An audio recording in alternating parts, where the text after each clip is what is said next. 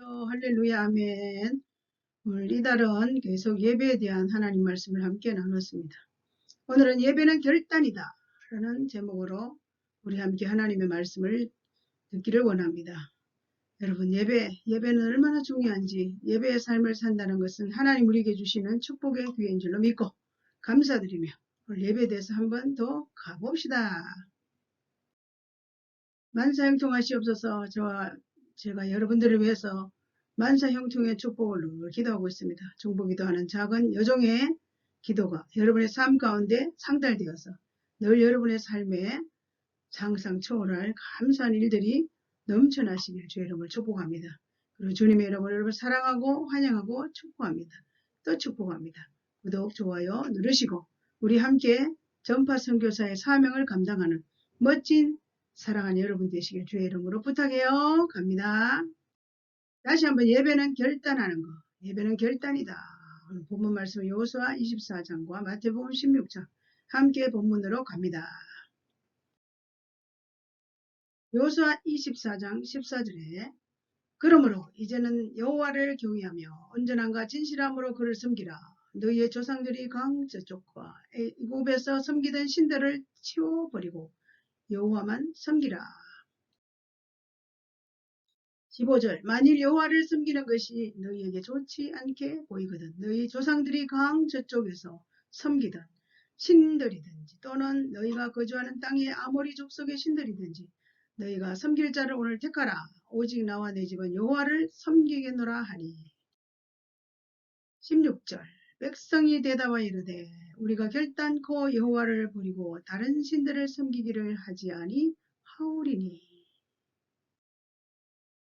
17절 이는 우리 하나님 여호와께서 친히 우리와 우리 조상들을 인도하여 애굽 땅 종되었던 집에서 올라오게 하시고 우리 목전에서 큰 이적들을 행하시고 그가 행한 모든 길과 우리가 지나온 모든 백성들 중에서 우리를 보호하였음이며. 24장 18절 24장 18절 여호와께서 또 모든 백성과 이 땅에 거주하던 아모리 족속을 우리 앞에서 쫓아내었습니다. 그러므로 우리도 여호와를 섬기리니 그는 우리 하나님이 되심이다 하리라. 마태복음 16장 18절 또 내가 내게 이르노니 너는 베드로라. 내가 이 반석 위에 내 교회를 세우리니 엄부의 권세가 이기지 못하리라. 자, 오늘 첫째는 인생은 선택과 결단의 연속입니다. 인생 살아가면서 선택과 결단의 연속의 삶을 살아가는데 자, 갈까요? 국어사전에 결단할 결, 끝을 단. 결단의 사전적 의미는 결정적인 판단을 하거나 단정을 내린다. 또는 그런 판정이나 단정 이렇게 국어사전에 말씀합니다. 결단, 아셨죠? 결정적인 선택을 하려면 첫째가 생명을 걸고 운명을 걸고 명예를 겁니다. 둘째는 한순간의 선택이 영원한 생명이 좌우됩니다. 셋째로 종말적인 선택, 결단의 시간이 우리 인생에 반드시 옵니다. 선택을 해야 되나 말아야 되나 하는 중요한 시기가 온단 말입니다. 결정적인 선택을 하려면 이렇게 때로는 생명을 걸고 운명을 걸고 명예를 걸 수가 있고 또 때로는 한순간의 선택이 영원한 생명을 좌우하기도 합니다. 여러분 예수 믿어 구원받은 은혜 정말 잘 선택하셨습니다. 종말론적인 선택과 결단의 시간이 우리에게 덜 다가옵니다. 날마다 우리는 일상적인 결단이 필요해요. 우리 날마다 일상적인 날마다의 삶에 우리의 삶은 선택하려는 마음가짐에 따라서 변화가 가능하다고 생각하기 때문에 조금 더 중요한 의미에는 선택과 결단이 필요합니다. 여러분 얼마나 선택할 일이 하루에도 몇 번씩 있죠? 그때마다 가장 중요하게 일상을 살면서 내 삶 가운데 여러 가지 등등의 일에 선택과 결단이 필요한 것이 우리의 삶의 어떤 일부분이기도 합니다. 두 번째, 결단에도 등급이 있습니다. 등급. 우리 인생에는 선택과 결단이 늘 주어져 있지만 또 결단에도 등급이 있습니다. 동물적인 동기에는 본능에 의한 것이고 도덕적인 동기는 존중과 책임감에서 내가 안 되겠다. 신앙적인 하나님의 뜻이니까 이러한 동물적인 동기는 본능에서 내가 하고 싶은 대로 그냥 막 결단할 때 있어요. 도덕적인 동기는 이렇게 함부로 하면 안 돼. 존중과 책임감을 가지고 선택을 할 때 있습니다. 우리는 믿음의 사람들은 하나님의 뜻에 따라서 선택할 때가 있어야 한다는 것입니다. 등급이 있습니다. 이렇게 등급. 본문의 여호수아의 마지막 설교예요. 하나님 베푸신 은혜를 기억해라. 결단하라. 설교 내용이. 너는 마음대로 해라. 우상을 섬기든 하나님을 섬기든 마음대로 해라. 결단해라. 이렇게 본문은 말씀하십니다. 은혜란 히브리어 헨, 부린다. 위에서 아래로 베푸는 호의를 말합니다. 받을 자격 없는 자에게 자발적으로 베푸는 은혜. 그렇습니다. 여러분, 받을 자격이 있습니까? 하나님 은혜. 여러분, 구원받을 만한 가치 있는 삶을 살아서 구원받았습니까? 아닙니다. 하나님께서 무조건, 조건 없이 받을 자격 없는 우리에게 은혜를 베풀어 주신 구원의 은혜 날마다 감사하며 하나님을 신뢰하고 의지하고 나아가야 될 것입니다. 무엇을 기억하는 신앙인가? 위를 향해 사랑을 전. 위를 향해서는 내가 사랑하는 그 사랑은 예배예요. 그리고 바깥을 향해서는 내가 받은 그 하나님을 향해서 사랑으로 예배하면서 받은 그 은혜를 자비를 베푸는 거예요. 아래를 향한 사랑은 은혜를 베푸는 거예요. 우리가 무엇을 기억하며 살아야 될 신앙의 사람들입니까? 위를 향해서 내 열정적인 사랑을 부을 때 하나님께서 예배 가운데 임하셔서 우리에게 바깥에 가서 할 일, 아래를 향한 우리의 사랑을 전달하기를 하나님 원하십니다.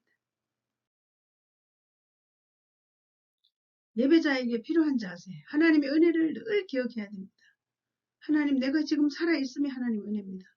주님의 보좌 앞에 나가 찬양과 경배의 삶을 살아야 합니다. 은혜를 기억하고 감사할 때 또 은혜를 주시고 안을 주시고 이것이 바로 축복의 삶, 우리들이 지켜야 될 신앙의 삶인 것을 기억하시고 항상 은혜 아래 사시기를. 날씨가 덥고 6월달 아이 더워 불평스러운 일들이 많이 있지만 그러나 날마다의 삶에 하나님 베풀어 주신 은혜에 감사할 때 우리의 삶에도 감사한 일들이 열매 맺는다는 사실을 기억하시길 바랍니다. 여호수아 24장 14절에 보니 그러므로 이제는 여호와를 경외하며 온전함과 진실함으로 그를 섬기라. 너희의 조상들이 강 저쪽 애굽에서 섬기던 신들을 치워버리고 여호와만 섬기라. 여호수아는 저 강 저쪽에서 애굽에서 너희들이 섬기던 그 우상들을 치워버려라. 여호와만 섬겨라. 그렇지만 너희들이 결단해라. 마음대로 해. 이렇게 선택의 자유를 주는 것입니다. 세 번째, 예배자는 결단이 필요합니다. 결단 분명히 필요합니다. 무엇을 선택하든지 마음대로 살든지 예배하며 살든지 자유에 우리에게 주어진 것입니다. 본문은 그러므로 라는 의미는 경외함으로 예배해라. 하나님을 더욱 잘 섬기라. 섬긴단 말은 제사를 잘 드리라. 예배를 잘 드리라. 예배자가 되라. 이런 의미를 말하는 것입니다. 온전한 마음과 진실함이란 일편단심, 공동변형에는 일편단심으로 예배하라는 것입니다. 하나님께 집중하여 예배하라는 것입니다. 예배에 집중하면 하늘의 능력이 임합니다. 예배가 이렇게 중요합니다. 일편단심으로 예배하고 우리 예배가 온전함과 진실함으로 하라. 이 뜻은 예배를 집중하여 예배하라. 예배에 집중하면 하늘의 능력이 임함으로 이 험난한 세상을 살아갈 수 있는 능력이 우리에게 주어진다. 이렇게 말씀합니다. 마크 레버튼이라 유명한 분의 말이 예배란 껍데기 예배는 가라. 현실에 안주하는 예배 말이 형식적인 예배, 껍데기 예배는 가라. 진정한 예배란 하나님 되심을 선포하고 세상을 향한 그분의 마음을 품어라. 그렇게 정의를 내렸답니다. 이러한 훌륭한 사람들의 껍데기 예배는 커라. 진정한 예배가 뭔지 아냐? 이런 내용들도 우리가 참고하면서 하나님 되심을 늘 선포하며 그분을 향한 그분의 마음을 품고 살아야 되는 것이 우리 예배자의 태도이기도 합니다.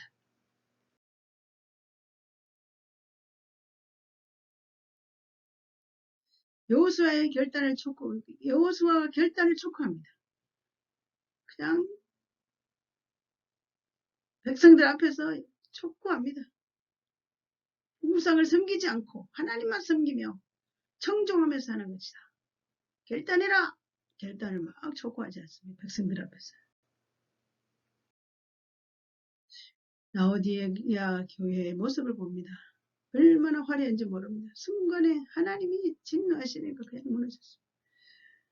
모자라는 착각 가지고 공고한 것, 가련한 것, 가난한 것, 눈먼 것, 벌거벗은 것을 알지 못하고 이 뜻은 오늘날 교회도 미지근한 반응 속에서 재정적으로 풍요해지니까 가진 것은 많은데 너무나 아닌 하나님과의 잘못된 태도의 삶을 예배하지 못하는 삶을 삽니다.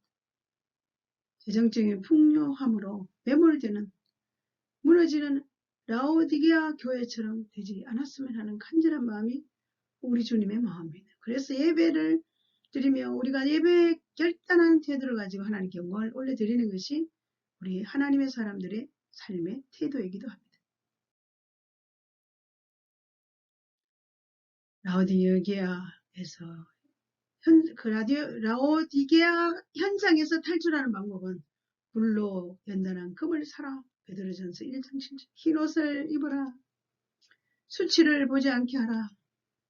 안약을 사보아 보게 하라. 육안의 눈에 안약을 보랍니까? 영적인 하나님 앞에서의 수치스러운 삶과 죄된 삶의 흰옷을 입고 불로 연단한 금을 사서 라오디게아 현상에서 탈출해달라 한국교회야.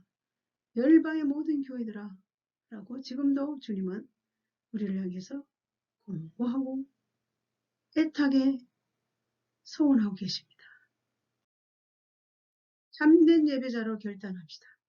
우상을 제거합시다. 우리의 삶에 하나님보다 더 사랑한 것이 있습니까? 하나님을 경외하는 것입니다. 주님의 마음을 품고 사는 것입니다. 예배자의 결단은 항상 이런 태도를 가지고 하나님이 나를 바라보시고 내가 예배자의 삶을 살아가는데 늘 하나님이 기뻐하시는 쪽으로 결단하며 사는 것을 보이며 사는 것이 우리가 살아야 될 삶의 태도이기도 합니다.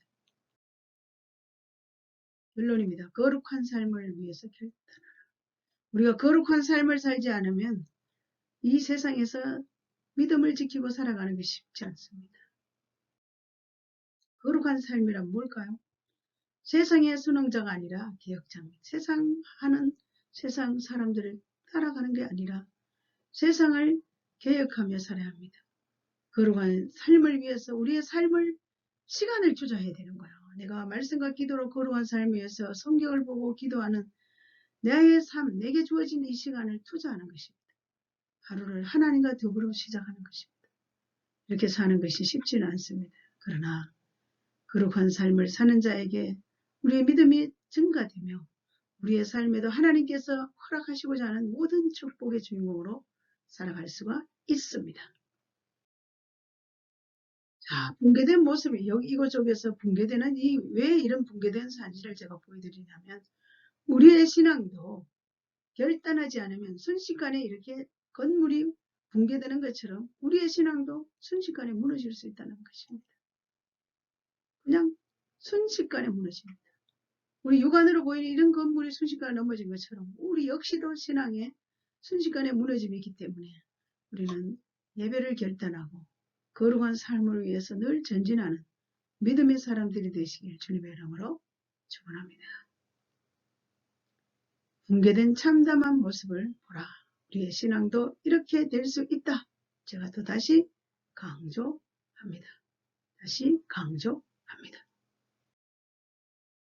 예배는 결단하는 것입니다. 예배는 결단하는 것입니다.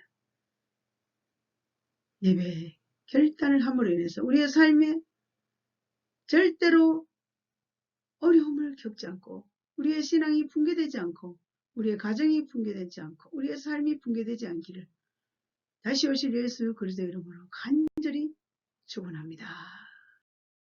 사랑합니다. 감사합니다. 한 주간도 주 안에서 승리하시고 새로운 하루하루 순간 분초주신 하나님께 감사하고 우리는 언제나 내 일생 살면서 예배자로 살아야 된다는 이 하나만의 결단으로 승리의 삶을 날마다 사시기를 다시 한번 부탁드립니다. 할렐루야. 주 안에서 승리하십시오.